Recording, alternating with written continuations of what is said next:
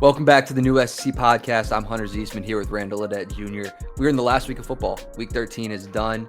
We have a really clear picture of the SEC championship game and who has the chances to play in that. This is our third edition now of doing this video. We appreciate everyone tuning in the past 2 weeks as we talked about the teams that can make the SEC championship game.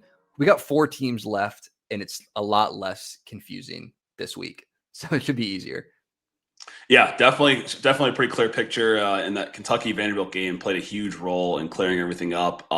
Shout out to Hunter for stepping in this past week and doing the full segment for me. I was at the Auburn-Houston game last Sunday, and we really appreciate everyone who tuned in. Record viewership on that video for Hunter and for the SEC championship game scenario. So really appreciate everyone tuned in. But bringing it back to this week, last week of the season, rivalry week, what are we looking at, Hunter, when it comes to the scenarios to get into the SEC championship game?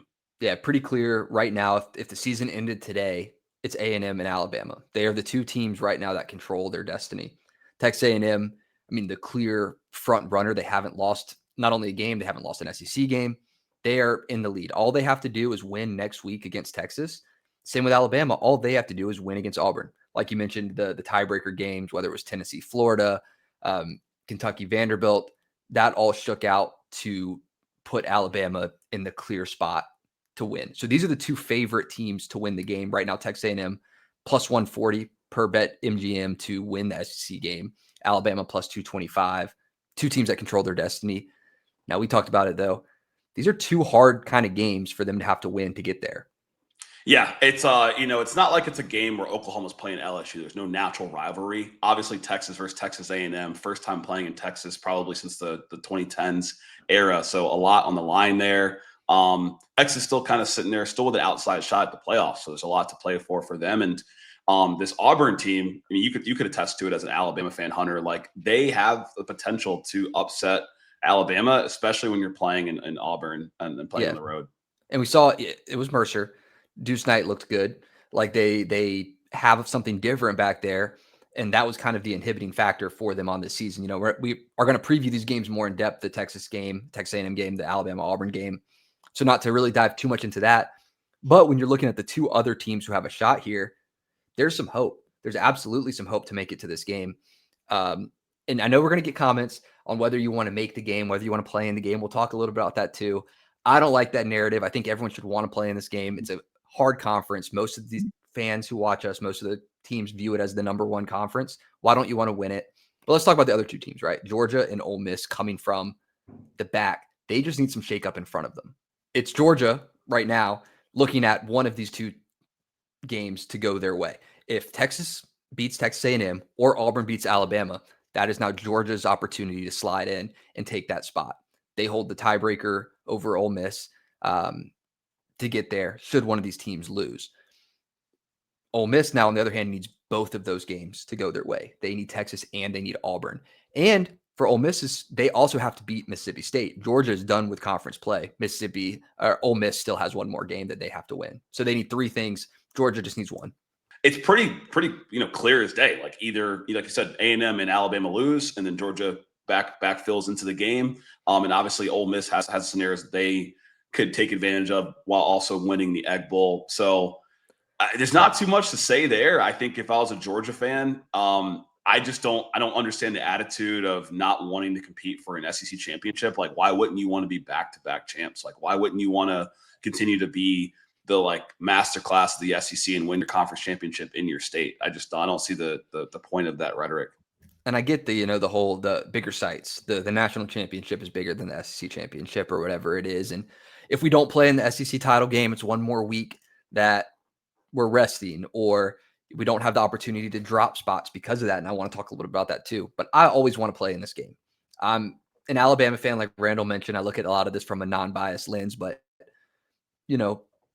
I like playing in the game. It still means something, even though of how many they've won, how many Alabama's won, how many Georgia's won. It means something. So, looking, I guess, at the potential in these games from the Vegas lens, Georgia is probably going to be favored in any matchup they have in this game. Like, If it was Texas A&M, Georgia, I think Georgia gets favored by Vegas based on, the odds here. Probably favored over Alabama in the rematch, favored over Ole Miss in the rematch. So if you're a Georgia and you get here, that gives you a really good opportunity to maybe move to a 2 seed with a win in the playoffs. Right. And then that's where I think, I would imagine a lot of people aren't super familiar with the bracket and like who the 2 seed would end up playing from the first round. There's clear advantages to being the 2 seed versus the 4 seed. If you're the 4 seed, you're playing the 5 seed in the second round. You're playing the team that was the closest to getting that first round bye that just probably happened to not be a conference champion. I don't know if you necessarily want to just rest on your laurels and miss out on 2 games just to maybe end up backdooring and playing an A&M. I agree with you. I think Georgia right now looks to be the number 1 team in the SEC if I put together some power rankings. And I think it's clear because if you think about it, they beat Ole Miss already. A&M's played the bottom half of the SEC, and they look super impressive. And don't get me wrong, I think A&M could beat Georgia. Their offense is super impressive. Coming back even down from 31-0 against South Carolina speaks a lot to the team's character and what they can do on both sides of the ball when they put it all together. But it's very hard to beat Kirby Smart, and there's only really been one team that's kind of proven to be his kryptonite. It's not Tennessee. It's not Ole Miss. It's the Roll Tide, Crimson Tide. So that's where I would favor I would favor Georgia even in a matchup against Texas A&M to this point. Yeah, no, it's a good point. And, with that, when you talked about the bracketing and where these teams could go, where we don't necessarily know the committee's mindset is what happens to teams who lose their conference championship game. We don't really have a clear idea of that. Some of the comments that they've made have kind of indicated that it matters. Like they're going to be watching these games, and whether it's an embarrassing loss, a close loss, we don't really know what happens to a loser in an SEC championship game. For Texas A&M and Georgia, that could potentially be losing a bye. They're both slated to have a bye right now. If you look at the rankings, could an A&M team, a Georgia team, going into that game as a number 3 and number 4, would the loser of that game then be bumped out of the top 4? I guess in your opinion, what do you think the committee would do, or what would you do? Yeah, I mean, the way I look at it, I zoom out and I say, okay, if everything plays out rock chalk in the Big Ten right now, Ohio State's number 1, Indiana's number 2. So that's pretty much saying those 2 teams will have a first round bye, win or lose, depending on how that game goes. Then there's 2 spots for the SEC because the top 3 and 4 right now are 2 SEC teams. I would imagine if both games are close, if it's A&M Georgia or A&M Alabama, and that game's close, and Indiana Ohio State's close, I think those 4 teams continue to hold the first round bye. Now, I think if it's a blowout on either side, like say Indiana just gets demolished by Ohio State, or vice versa, I could see the potential of the Big Ten team falling into that 5 spot.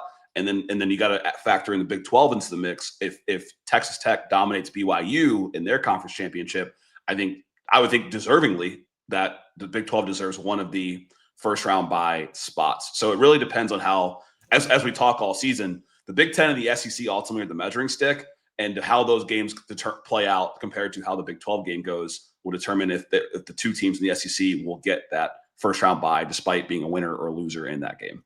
See, but I say domination aside, if Texas Tech wins that game, I put Texas Tech in there. We've been very pro Texas Tech, I feel like, on this channel, because, one loss as a Big 12 champion, they got to get a bye. I would give them a bye. This isn't CFP talk, we're talking about SEC championship game, but that's where it's like you put them in. There's not spots for 2, a Big 10 loser and an SEC loser. Someone's got to go. So that's where I struggle to see how they can do it. Doesn't matter as much. Like that, a bye, great. The alternative is a home playoff game. Right. You look at the other 2 teams here. Alabama right now is the one with the most to risk with a loss in this game. They're sitting at number 10 right now with the CFP rankings. I don't think that anything changes with that come Tuesday. With a loss here, ESPN has them at only 68% chance of making it with a loss in the SEC championship.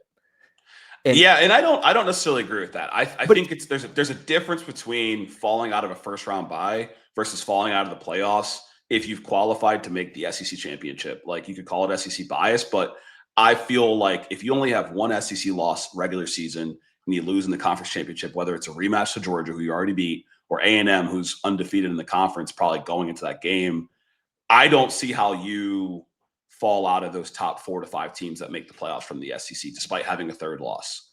Well, I see in it as an extra game. Who are you gonna put in that game well, that didn't play an extra game? well, where I'm seeing is I'm not calling it Alabama falling out. I'm calling it another team getting in because what it would be is maybe a BYU winning their conference title. So it's not True. Alabama didn't fall because they lost. Right. BYU gets a nod because they did good. Another slot is allocated from maybe the Big 12 that, with the current rankings, they're looking like they're only going to get one team in. So that's a possibility. They didn't for sure. drop. They didn't drop because they lost. Another team just won and gets in because because they won the Big 12. So that's where I see it potentially happening. I think that's where that percentage goes because there is going to be a team who plays Texas Tech in the Big 12 championship that's coming from behind. Like now you're in a conference championship loser comparison between Texas Tech and Alabama, like a comparison that we have not had to make to this point. Yeah, that's the thing is we don't know how they are going to view this, but we know that they're going to take into consideration the loss in the championship game. Ole Miss, I guess we can talk about them a little bit too. They're kind of fighting on that fringe of a home game where should they make it to this game, lose, they might be fighting for whether that game's going to be played in Oxford or played somewhere else. They could drop. It's a big drop, I think, to lose, to move from 6, Right, currently number 6, 5 through 8 get the first. 5 through 8 get a first round home game. And we're going to talk a little bit more we can talk about the coaching changes, the factor with that. I'd rather talk about the results on the field. I don't think that should affect. But we're going to be previewing all of these games this week. The Texas A&M versus Texas one, the Alabama versus Auburn. We're going to be talking about Ole Miss versus Mississippi State. Georgia, although it doesn't play. Let's back it up a little bit. I'm excited to talk about all those things. So, I think as a fan, you tune into the new SEC podcast. Let's keep it a whole buck. If you're Ole Miss, do you want to make the SEC championship game? Yeah. Okay. I don't see any of these teams saying I don't want to make it. So I'm curious. We're talking about floor, ceiling. Floor for Ole Miss, you make the SEC championship game, you win, first round bye. Floor, it'd be your second loss of the season. I don't see how you fall out of the playoffs.